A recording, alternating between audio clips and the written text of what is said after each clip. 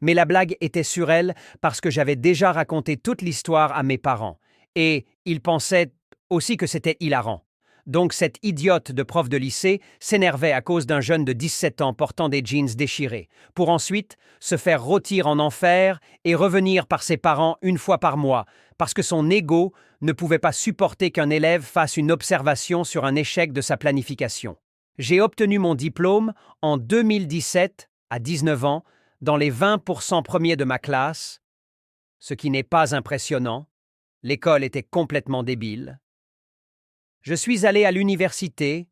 Je suis revenu en 2019, à 21 ans, pour dire bonjour à un autre professeur d'anglais avec qui j'étais cool et dont j'avais besoin d'une lettre de recommandation, et j'ai décidé de rendre visite au professeur qui m'avait critiqué.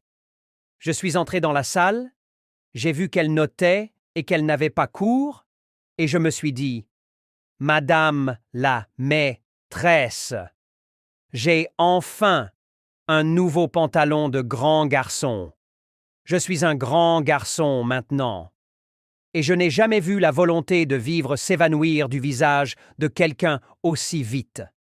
Ce qui le rend encore meilleur, c'est que c'était le même professeur qui m'a dit « Tu ne deviendras jamais un auteur si tu penses que lire 4 pages, c'est beaucoup. » Et en 2018, j'ai fait publier officiellement mon premier poème et j'ai écrit la dédicace pour elle, parce qu'elle ne croyait pas en moi. Presque 10 ans plus tard, je suis presque sûr que le collège pour lequel je travaille emploie la même enseignante, et j'attends le jour où je la croiserai pour lui demander si je rentre enfin dans mon pantalon de grand garçon. Parce que je suis un petit bâtard qui démolira une garce